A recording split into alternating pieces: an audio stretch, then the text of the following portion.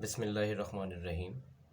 अस्सलाम वालेकुम व्यूअर्स, मैं हूं प्रोफेसर शाहिद महमूद और आज हम डिस्कस करने जा रहे हैं सेकंड ईयर का first chapter that is function and limits.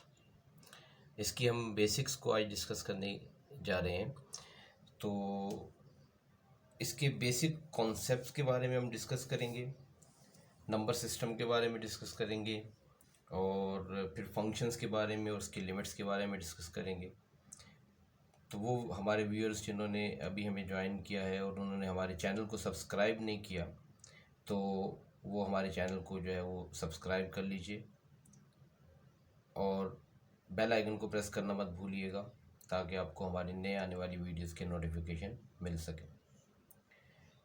आज हम जो डिस्कस करने जा रहे हैं that is introduction functions and limits. Function and limits में सबसे पहला जो हमारा जो टॉपिक है जो हम डिस्कस करने जा रहे हैं that is introduction of number system. आप इस नंबर सिस्टम से बहुत अच्छे तरीके से वाकिफ़ हैं, ये हम मैट्रिकुलेशन क्लास से ये स्टडी करते आ रहे हैं।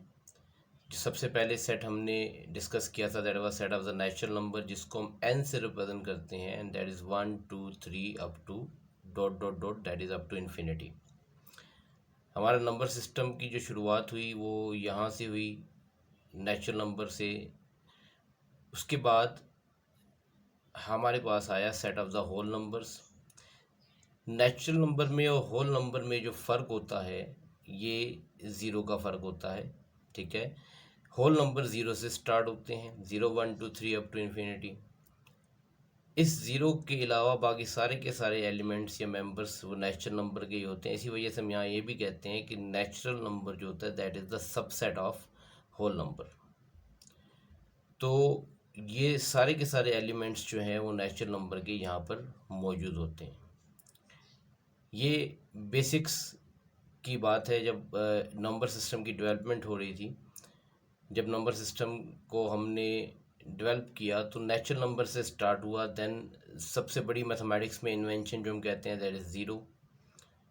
ज़ीरो के इन्वेंशन के बाद हमने इसको सेट को नेचुरल नंबर को हमने set of the whole number का नाम दे दिया, 0 1 2 3 अप टू इन्फिनिटी। फिर उसके बाद जब हमने मज़ीद डिस्कशन की तो हमें पता चला कि यार इसमें हमारे पास होल नंबर के अलावा कुछ नेगेटिव नंबर्स भी होते हैं। तो हमने यहाँ पर जो है वो इंट्रोड्यूस करवाया सेट ऑफ इंटीजर्स। तो सेट ऑफ इंटीजर्स याद रख लीजिएगा, इसको हम नॉर्मली जो रिप्रेजेंट करते हैं z से रिप्रेजेंट करते हैं और इसको लिखने के अंदाज जो है वो यूँ है like 0 plus minus 1 plus minus 2 plus minus 3 up to infinite.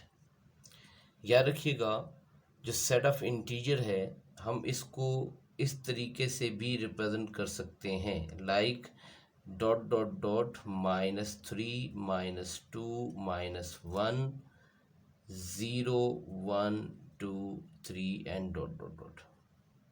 आप इसको यूँ लिख दीजिए या यूँ लिख दीजिए, कोई फ़र्क नहीं पड़ता। This is called the set of integers. ये सेट ऑफ इंटीजर्स कहलाता है। इसमें नेगेटिव नंबर्स इंक्लूड हो जाते हैं, -1 -2 -3 एंड अप टू इनफाइनाइट। अगर मैं यहाँ पर इन नेगेटिव नंबर्स को यहाँ से रिमूव कर दूँ, ठीक है, अगर इन नंबरों को यहाँ से हटा दें तो ये हमारे पास जो है वो 0 1 2 3 जो रिमेनिंग बचेगा, ये जो सारे के सारे नंबर्स हमारे पास हैं बेसिकली ये सारे के सारे नंबर्स ये वही होल नंबर्स हैं जो हमारे पास set of the whole number है। तो इसका मतलब क्या हुआ, इसका मतलब ये हुआ कि ये होल नंबर भी जो है वो सबसेट होंगे इंटीजर्स के। तो ऑब्वियसली नेचुरल नंबर भी सबसेट होगा इंटीजर्स का। तो ये हमारे पास नंबर सिस्टम की डेवलपमेंट में ये हमारे पास जो सेट बना that was the set of integers. और याद रखने सेट ऑफ इंटीजर्स की जब हम बात करते हैं तो ये नंबर फिक्स्ड नंबर होते हैं, लाइक 0 है, 0 के बाद 1 है, 1 के बाद 2 है, 2 के बाद 3 है, -1 -2 -3।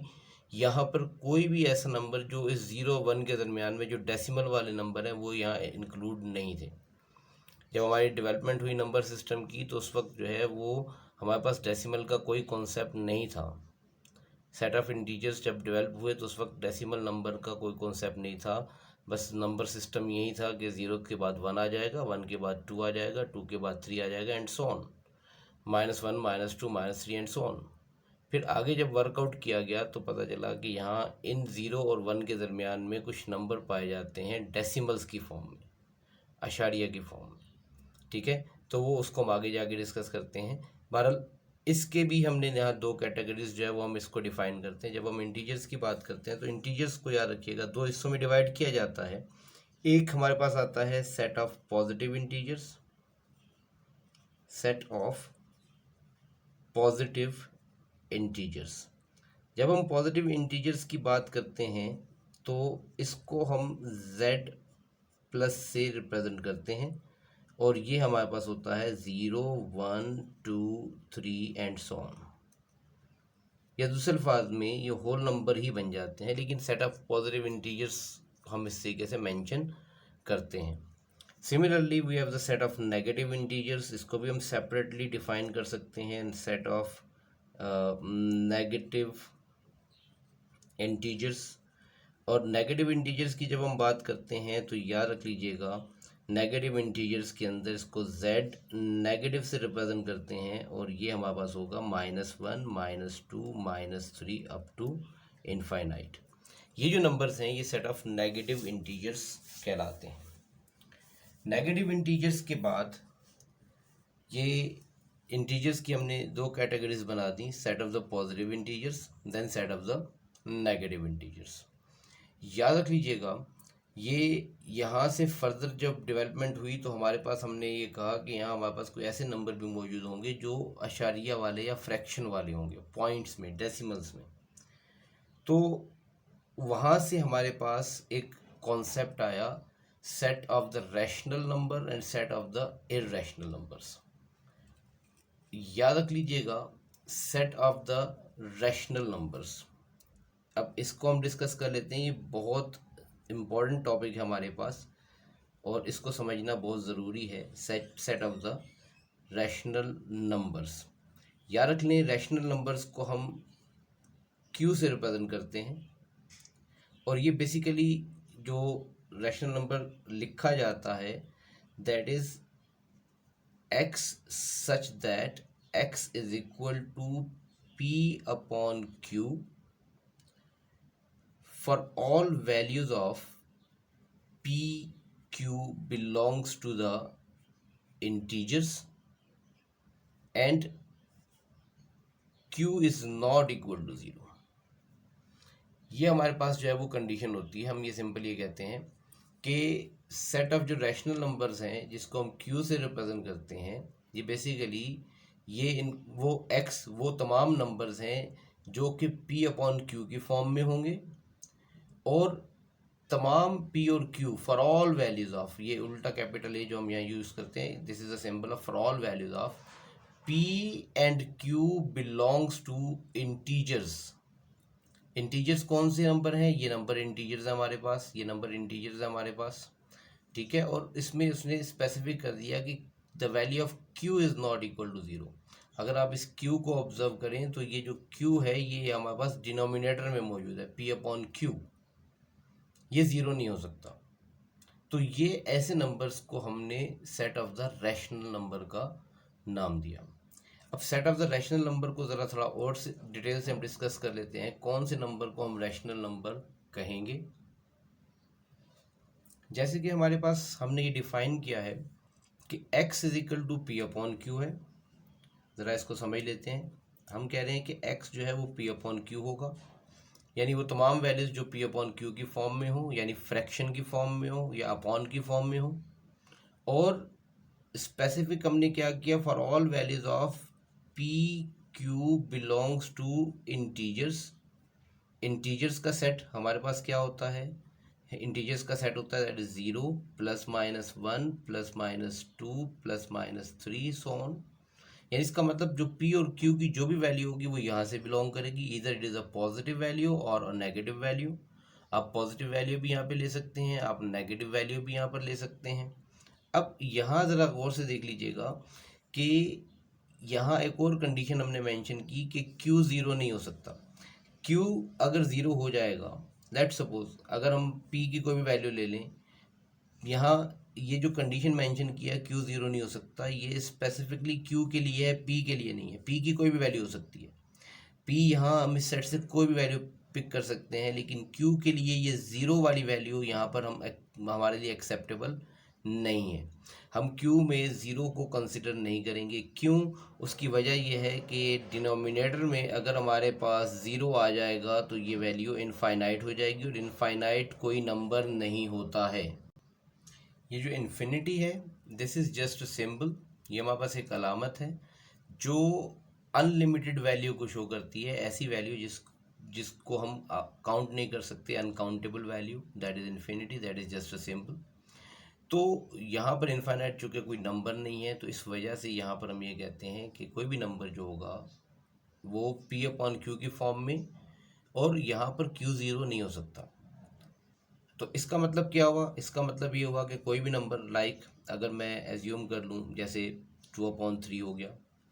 अब देखें, 2 न्यूमिनेटर में हमारे पास जो है that belongs to the integers, 3 belongs to the integers, इसका मतलब 2/3 that is a rational number.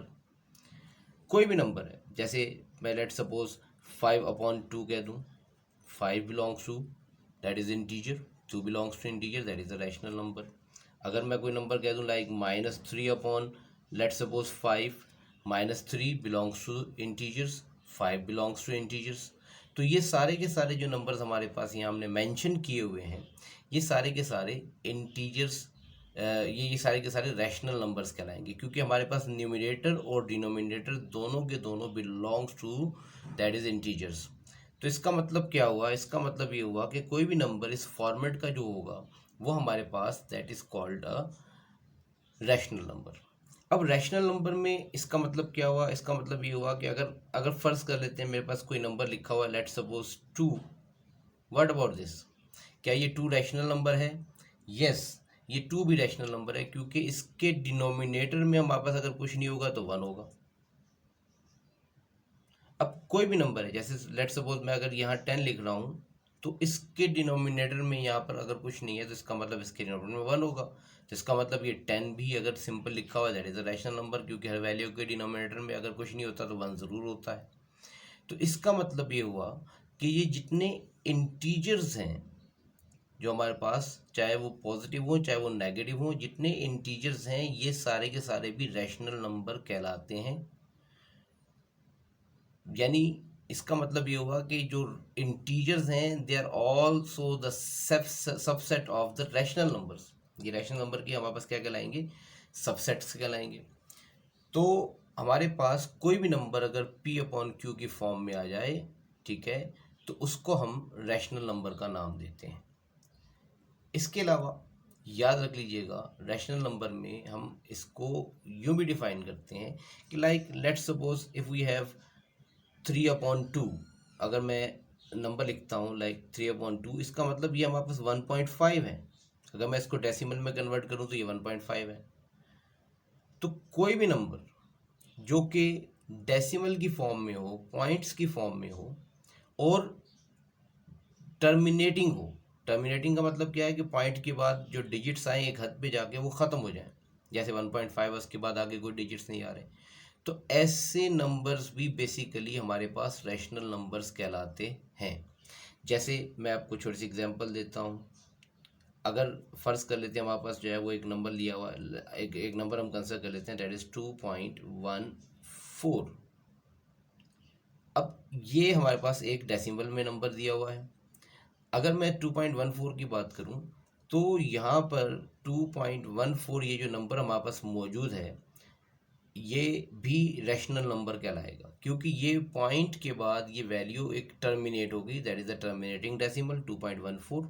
और याद रख लें, अगर मैं चाहूँ तो मैं इसको यूँ भी लिख सकता हूँ जैसे आपने शुरू की क्लासेस में पढ़ा 2.14 है।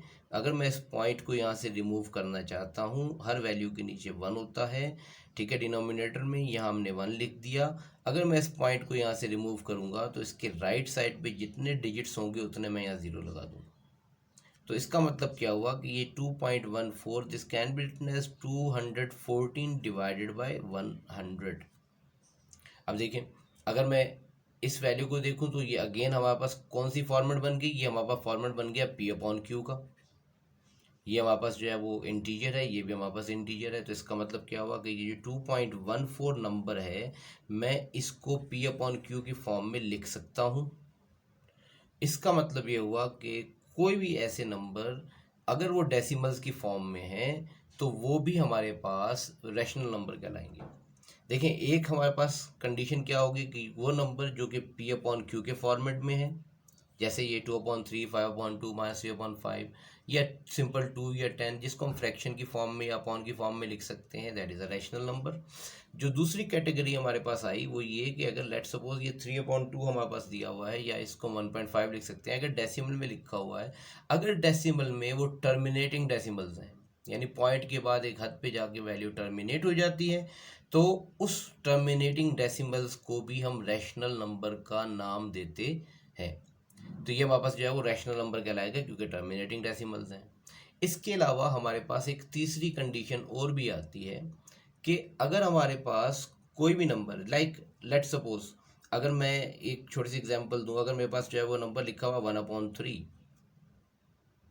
अगर मैं इसको मेंशन करना चाहूँ या इसको रिप्रेजेंट करना चाहूँ, 1/3 ये नंबर लिया हुआ है, इसको अगर डेसिमल्स में लिखूंगा तो ये मेरे पास आ जाएगा 0 point that is 3333 dot dot dot. अब यहाँ देखें कि ये 1/3 ये बेसिकली हमारे पास क्या है, ये भी नंबर पी अपॉन क्यू है, लेकिन जब मैं 1 को 3 से डिवाइड करता हूँ तो मेरे पास 0.33333 चलता चला जाएगा और ये कभी भी ख़त्म नहीं होगा। ये कहाँ तक जाएगा? Up to infinite. यानी पॉइंट के बाद हमारे पास जो डेसिमल्स आ रहे हैं वो इनफाइनाइट डेसिमल्स आ रहे हैं। ठीक है, तो अगर आशारिया के बाद इनफाइनाइट डेसिमल्स आ रहे हों यानी वो नॉन टर्मिनेटिंग कहलाएंगे। अगर अगर इनफाइनाइट डेसिमल तक जा रहा है तो इसका मतलब हम उसके लिए जो टर्म यूज़ करते हैं that is non terminating decimals. Non terminating decimals, ये एक हम टर्म यहाँ पे यूज़ करते हैं। अब याद रख लें कि अब ये चूँकि नॉन टर्मिनेटिंग डेसिमल्स हैं तो इसमें भी दो कैटेगरीज हैं कि नॉन टर्मिनेटिंग में रिपीटेड ब्लॉक्स बनती हों। अब जैसे ये वैल्यू देखें रिपीट हो रही है, 3, ये 3 आ गया, फिर ये 3 आ गया, फिर ये 3 आ गया, तो ऐसे नंबर्स जो रिपीटेड ब्लॉक्स बनाते हैं वो नंबर भी और टर्मिनेट और नॉन टर्मिनेटिंग है, नॉन टर्मिनेटिंग है और रिपीटेड ब्लॉक्स बनाते हैं। रिपीटेड ब्लॉक्स बनाते हैं इसके लिए हम वर्ड यूज़ करते हैं रेक्योरिंग डेसिमल्स। हम एक टर्म यूज़ करते हैं दैट इज़ रेक्योरिंग डेसिमल्स। तो याद रख लें अगर वो रेक्योरिंग डेसिमल्स हैं यानी इसका मतलब वो रिपीटेड ब्लॉक्स बना रहे हैं, रेक्योरिंग डेसिमल्स हैं, रेक्योरिंग डेसिमल्स हैं मतलब इसका मतलब क्या हुआ कि वो रिपीटेड ब्लॉक्स बना रहे हैं, रिपीटेड ब्लॉक्स बना रहे हैं। अगर वो रिपीटेड ब्लॉक्स बना रहे हैं, अगर वो रिक्योरिंग डेसिमल्स हैं, तो ऐसे नंबर्स को भी हम बेसिकली रैशनल नंबर का नाम देते हैं। तो जैसे जैसे मेरे पास अगर एक नंबर लिखा हुआ 1.213 डॉट डॉट डॉट। अब ये देखें ये एक ख़ास पैटर्न है, अशारिया के बाद पॉइंट के बाद ये देखें 3 ब्लॉक्स में ये 213 आ रहा है, देन अगेन 213 आ गया, देन अगेन 213 आ गया और ये अप टू कहाँ तक जा रहा है? इनफाइनाइट तक। और याद रखिएगा ऐसे नंबर को हम यूं भी लिखते हैं लाइक 1.213 और ये 2, 1 और 3 के ऊपर डॉट आ जाएगा क्योंकि ये वैल्यू रिपीट हो रही है। तो ऐसे नंबर्स भी याद रखिएगा, इन नंबर्स को भी हम बेसिकली रैशनल नंबर का नाम देते हैं। तो यहाँ पर हमारे पास जो है वो रैशनल नंबर के लिए इसका मतलब 3 मेन पॉइंट आ गए। अगर मैं रैशनल नंबर की बात करूँ तो याद रखिएगा रैशनल नंबर्स में ये 3 बातों को हम ज़रूर ऑब्जर्व करेंगे। एक तो उसकी प्रॉपर डेफिनेशन है, जो हम रैशनल नंबर की डेफिनेशन करते हैं ना, x is equal to P upon Q for all values of P Q belongs to that is integers और q is not equal to 0। एक तो डेफिनेशन हमारे पास सीधी ये हो गई ना। तो यहाँ पर याद रख लीजिएगा रैशनल नंबर में हमारे पास 3 मेन स्टेप्स हैं। ठीक है, नंबर 1 हम ये कहते हैं कि number of the form P upon Q, number of the form P upon Q, यानी कोई भी नंबर जो पी अपॉन क्यू के फॉर्मेट में है, ठीक है, वो हमारे पास जो है वो क्या कहलाएगा, रैशनल नंबर कहलाएगा। नंबर 2 जो हम रैशनल नंबर के लिए जो टर्म यूज़ करेंगे कि वो रैशनल नंबर अगर होगा तो वो टर्मिनेटिंग डेसिमल्स होने चाहिए। ठीक है, ये हमारे पास जो है वो हम यहाँ मेंशन कर देते हैं, टर्मिनेटिंग डेसिमल्स। अगर वो टर्मिनेटिंग डेसिमल्स हैं तब भी हमारे पास वो रैशनल नंबर कहलाएंगे। और नंबर 3 हमारे पास है कि अगर वो टर्मिनेटिंग नहीं है, यानी इसका मतलब वो नॉन टर्मिनेटिंग है, यानी वो ख़त्म नहीं होते, पॉइंट के बाद इनफाइनाइट तक जाते हैं, नॉन टर्मिनेटिंग डेसिमल्स। बट यहाँ एक और कंडीशन हम लगाएंगे, that is recurring, non terminating but recurring decimals. Recurring का वर्ड हम यूज़ करते हैं कि जो रिपीटेड ब्लॉक्स बनाए, यानी इसका मतलब क्या हुआ कि जो एक मतलब जो है वो बार बार रिपीट हो रहा हो, जैसे मैं ऊपर एग्जांपल दे चुका हूँ, जैसे 213 213 213 बार बार रिपीटेड ब्लॉक्स बना रहा है। तो रैशनल नंबर को समझने के लिए ये 3 पॉइंट को अपने माइंड में रख लीजिए। यानी number of the form P upon Q, कोई भी नंबर जो पी अपॉन क्यू के फॉर्मेट का होगा वो रैशनल नंबर आपके पास क्या लाएगा। अगर वो टर्मिनेटिंग डेसिमल्स हैं, जैसे हमारे पास जो है ये 1.5 हो गया, जैसे 2.14 हो गया, ये टर्मिनेटिंग डेसिमल्स हैं, तो ये भी आपके पास जो है वो रैशनल नंबर्स कहलाएंगे। और अगर नॉन टर्मिनेटिंग डेसिमल्स हैं बट रिक्योरिंग डेसिमल्स हैं, रिपीटेड ब्लॉक्स बना रहे हैं, तो तब भी वो रैशनल नंबर कहलाएंगे। तो उम्मीद है आप लोगों को रैशनल नंबर्स के बारे में जो है वो बात क्लियर हो गई होगी। तो अब आगे हम चलते हैं रैशनल नंबर्स के बाद इर्रेशनल नंबर्स। इर्रेशनल नंबर की डेफिनेशन जो है वो ज़रा देख लेते हैं हम। इर्रेशनल नंबर को हम क्यू प्लस से रिप्रेजेंट करते हैं और हम इसको डिफाइन करते हैं कि X such that X is not equal to P upon Q, यानी पी अपॉन क्यू के फॉर्मेट में ये नंबर नहीं होते। हम इसको आसान ज़ुबान में ये डिफाइन कर देते हैं कि वो तमाम नंबर्स जो कि नॉन टर्मिनेटिंग हो, यानी टर्मिनेट ना हो डेसिमल्स में, एंड नॉन रिक्योरिंग यानी रिपीटेड ब्लॉक्स ना बनाएं, आर कॉल्ड इर्रेशनल नंबर्स। जैसे मैं आपको छोटी सी एग्जांपल देता हूँ, जैसे मेरे पास एक नंबर आ गया लाइक 3.1421315294 डॉट डॉट डॉट। अब ये एक नंबर मैंने लिख दिया। अब इस नंबर में हमारे पास ये वैल्यू अप टू इनफाइनाइट जा रही है। अब यहाँ पर डेसिमल में ये वैल्यू इनफाइनाइट तक जा रही है, और यहाँ ये देखें जो वैल्यूज़ पॉइंट के बाद लिखी हुई हैं कोई इसमें सीक्वेंस नहीं है, कोई वैल्यू रिपीटेड ब्लॉक्स नहीं बना रही हैं, ये हर रैंडम नंबर्स आ रहे हैं लाइक 1 4 2 देन 1 आ गया 3 1 5 2 9। ऐसे नंबर्स जो कि नॉन टर्मिनेटिंग हो और नॉन रिक्योरिंग हो, रिपीटेड ब्लॉक्स ना बनाए, उन तमाम को हम इर्रेशनल नंबर जो है वो कहते हैं। जैसे पाई है, पाई की वैल्यू 3.1412 डॉट डॉट डॉट ये वैल्यू होती है, ये भी इनफाइनाइट तक जाती है। इसको हम यहाँ पर याद रखिएगा, ये भी इर्रेशनल नंबर कहलाता है। अब इसमें नॉर्मली एक मिसकॉन्सेप्शन ये है कि पाई की वैल्यू जो है हम कहते हैं ना कि that is 22/7, that is not equal to 22/7।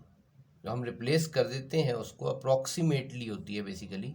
हम यहाँ वर्ड यूज़ करते हैं कि pi is approximately equal to 22/7।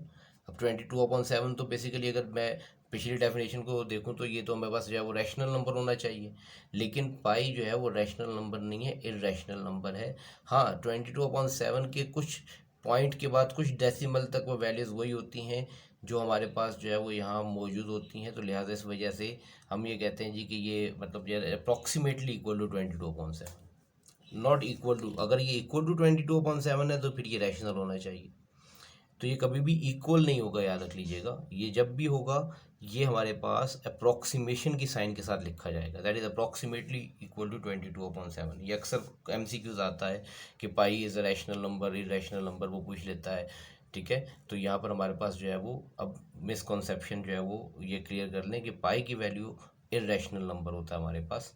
ये 22/7 यूँ लिखेंगे तो ये गलत होगा। हाँ, अगर यूँ लिख दें तो ये जस्टिफिकेशन ये है कि यहाँ हमने अप्रॉक्सीमेशन की साइन लगा दी है, तो लिहाजा ये अप्रॉक्सीमेटली जो है वो हम कहते हैं जी कि इक्वल होता है। तो इसका मतलब ये है कि पॉइंट के कुछ डिजिट्स तक जो है वो वैल्यूज़ जो है वो इक्वल होगी, लेकिन जो है वो तमाम वैल्यूज़ ये इसके इक्वल नहीं होंगी। तो ये हमारे पास जो है वो इर्रेशनल नंबर की डेफिनेशन है।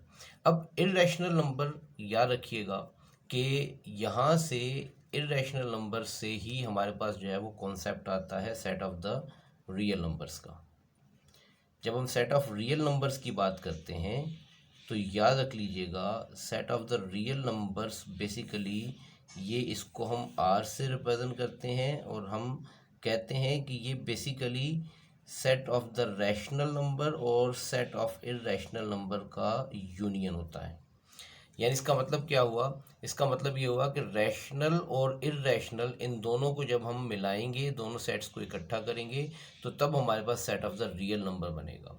यानी इसका मतलब क्या हुआ कि अब रैशनल नंबर में सारे के सारे आ गए थे हमारे पास, नेचुरल, इंटीजर्स, ये सारे के सारे रैशनल नंबर्स हैं, चाहे वो डेसिमल्स में है डेसिमल्स में नहीं है, और ये आपके पास टर्मिनेटिंग आपके पास हैं या नॉन टर्मिनेटिंग और रिक्योरिंग डेसिमल्स हैं तो रैशनल नंबर कहलाएंगे। और इर्रेशनल में सारे के सारे वो नंबर्स आ जाते हैं जो कि नॉन टर्मिनेटिंग भी होते हैं और नॉन रिक्योरिंग भी होते हैं। तो ये सारे के सारे नंबर्स को जब हम इकट्ठा कर देंगे, इसका एक सेट बना देंगे, तो याद रखिएगा वो जो सेट होगा आपके पास ये set of the real number कहलाएगा। यानी इसका मतलब क्या हुआ कि हम ये कह सकते हैं कि जो रियल नंबर होते हैं ये हमारे पास that is the super set of all the sets. यानी हम इसको अगर डिफाइन करें तो हम ये कहते हैं ये हमारी ये कुछ कॉम्बिनेशन इस तरीके से बन गया कि जो सेट ऑफ नेचुरल नंबर है that is the subset of the set of whole number, and the whole number is the subset of that is integers, positive negative सब आ गए इसमें, और ये इंटीजर्स जो है that is the subset of, हम ये कहते हैं कि ये हमारे पास जो है वो रैशनल नंबर का सबसेट है, और रैशनल नंबर जो है वो सबसेट होता है किसका, that is the set of real numbers. तो ये हम इस तरीके से एक रिलेशन जो है वो डेवलप करते हैं। तो ये real number is the super set, और याद रखिएगा रियल नंबर के अंदर हमारे पास इर्रेशनल नंबर भी आ जाते हैं, रैशनल भी आ जाते हैं और इर्रेशनल भी आ जाते हैं, ठीक है। तो ये सारे के सारे हमारे पास जो है वो इनको मिला करके हमारे पास set of the real number बनता है। इसका मतलब every number is a real number. जब भी मैं कोई नंबर कंसिडर करूँगा, ठीक है, तो वो हमारे पास रियल नंबर होगा। इससे भी बड़ा हमारे पास एक सेट होता है, ठीक है, जिसको हम कहते हैं set of the complex numbers. याद रखिएगा कॉम्प्लेक्स नंबर की टर्म हमने फर्स्ट ईयर में यूज़ की थी, कॉम्प्लेक्स नंबर्स। तो जब हम सेट ऑफ कॉम्प्लेक्स नंबर्स की बात करते हैं तो इसको ज़रा देख लीजिएगा। Set of complex number basically complex number की जनरेशन कैसे होती है, इसको हम बेसिकली सी से रिप्रेजेंट करते हैं, ठीक है। और ये कोई भी जो नंबर होता है हम ये कहते हैं कि एक्स सच दैट ये कोई नंबर होगा is equal to A comma B, ठीक है, in the form of order pair. और ये कॉम्प्लेक्स नंबर जो है वो जिसको हम ए कॉमा बी से रिप्रेजेंट करते हैं, इसको हम जेड से जेड से रिप्रेजेंट करते हैं, A comma B, and this is equal to A plus iota B.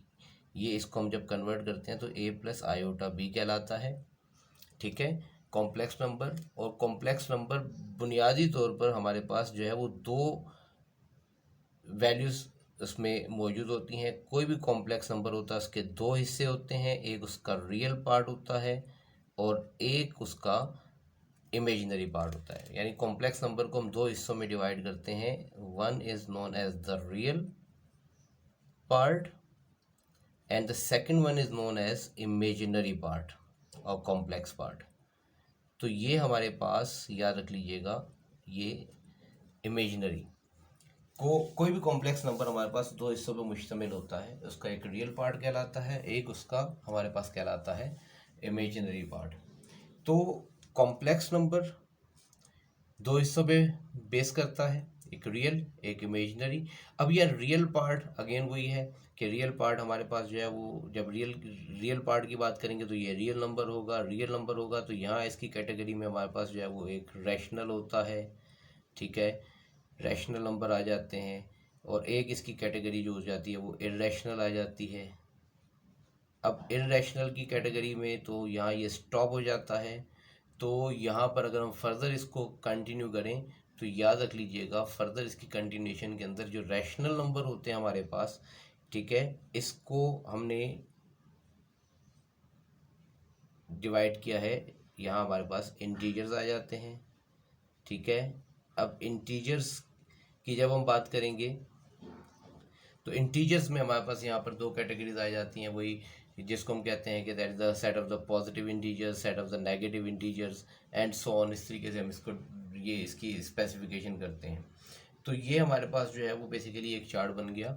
तो कॉम्प्लेक्स नंबर जो होगा हम इसको कह सकते हैं that is the super set of all sets. Complex number तमाम सेट्स का सुपर सेट होगा। कॉम्प्लेक्स नंबर के दो हिस्से होंगे, रियल और इमेजिनरी पार्ट। रियल पार्ट जो होगा वही अगेन जो है वो जो रियल नंबर्स होंगे और इमेजिनरी नंबर्स होंगे। तो रियल जो है वो उसमें दो हिस्से होंगे, रैशनल और इरेशनल। इरेशनल का कोई सबसेट नहीं होता। हाँ, रैशनल का आगे सबसेट इंटीजर्स होते हैं। इंटीजर्स को दो हिस्सों में डिवाइड करते हैं। ठीक है, एक हम जेड पॉजिटिव कहते हैं और एक हम Z negative. Positive integer, negative integer, फिर हम पॉजिटिव इंटीजर के फर्दर हम natural number, even number, odd number की स्पेसिफिकेशन करते हैं। तो उम्मीद है आप लोगों को ये नंबर सिस्टम के हवाले से जो हमने थोड़ा बहुत इंट्रोडक्शन दिया है, ठीक है, ये आप लोगों को हमारी बात समझ में आ गई होगी इस लेक्चर के अंदर। और इंशाल्लाह जो है वो अगले लेक्चर जो हमारा है उसके अंदर हम फर्दर जो है वो हम डिस्कस करेंगे। मतलब हमारे जो फंक्शन और लिमिट्स हैं ये उसकी बेसिक्स हैं। तो लिहाजा इन बेसिक्स को समझने के लिए जो है ना ये इन नंबर सिस्टम को समझना बहुत ज़रूरी है।